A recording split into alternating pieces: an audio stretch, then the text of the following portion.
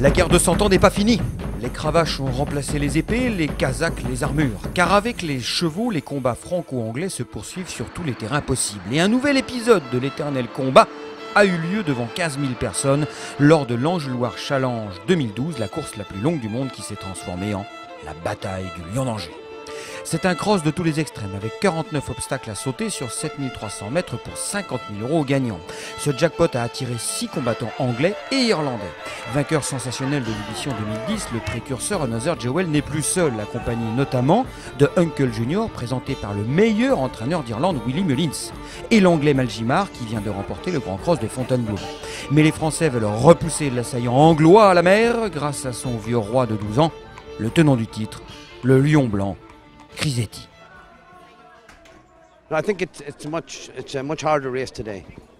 Je pense que c'est une course beaucoup plus dure aujourd'hui. Il y a beaucoup de bons chevaux, de nombreux Anglais et Irlandais de qualité. La course est plus relevée qu'auparavant. Le cheval est en grande forme. Il faut avoir un peu de chance maintenant. Donc prions Dieu qu'il nous donne un peu d'argent. Ce cheval semble beaucoup apprécier le cross. Il a très bien couru à Cheltenham puis a gagné à Punchestown. Le Lion d'Angers est un hippodrome fabuleux et il y a beaucoup d'argent. On n'aurait jamais une telle allocation chez nous. Il faut partir dans ces courses-là. Je pense qu'il faut avoir le cheval près de la tête. L'année dernière, j'ai monté de derrière, mais là, il est plus calme. Je vais monter en 2 ou 3. Il est en super forme, il a très bien couru à Punchestown et a profité de repos ensuite. Il a tout pour lui, mais il faut s'adapter à la piste. Ici, Pardew Beach, Punchestown et Cheltenham sont les plus grands crosses du monde, très prestigieux jusqu'en Irlande.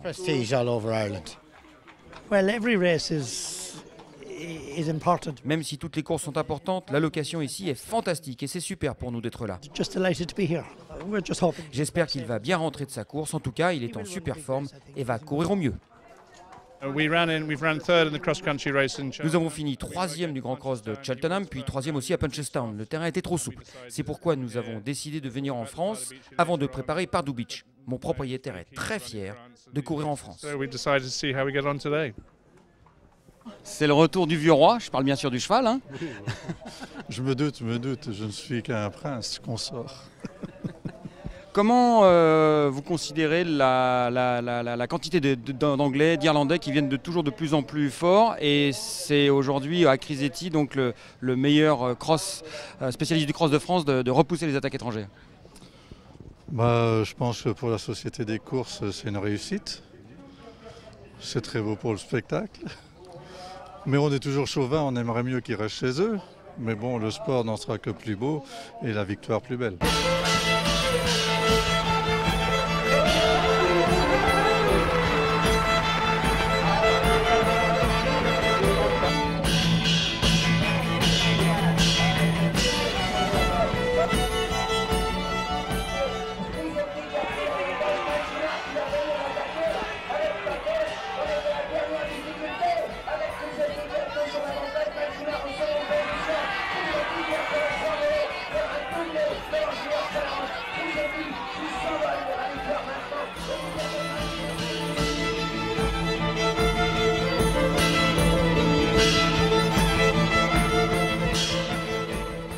Bravo, alors? Le vieux lion a rugi, je crois. Alors, une émotion énorme?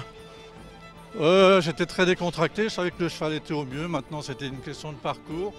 Mais il sautait tellement bien partout qu'il ne fait pas d'effort, il connaît par cœur.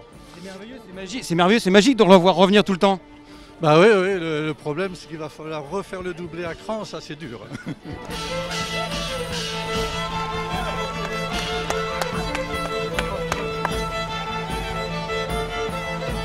Bravo Wilfried, félicitations. Alors One Again, ça fait quoi? Ouais, c'est top. J'ai remonté la même course que l'année dernière. J'ai démarré au même endroit. Ouais, il est fantastique. Il est hors du commun. Et alors ça fait quoi comme plaisir d'haranguer la foule comme ça? Oh, c'est un pied, vous pouvez pas penser. C'est top. Ah, j'adore. T'as pas l'air content? Alors, il pleure papa? Tous les ans. C'est beau quand même, non? Hein, c'est beau? C'est une belle victoire. Crazy 12 ans. Monté à la perfection, je pense.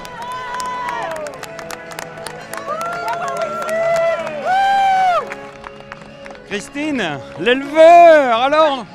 Comme l'année dernière, mais il l'a fait à la manière des forts, d'une manière incroyable. Et le cheval était extrêmement bien, mais on avait énormément peur des Irlandais, des Anglais, qui sont quand même des bons chevaux. Et là, il l'a refait, quoi, il l'a refait. Donc... Tu te souviens, puisque tu es l'éleveur, tu te souviens quand il était tout petit, comment tu l'as fait naître Non, je me souviens, tout de suite, je me souviens plus de rien.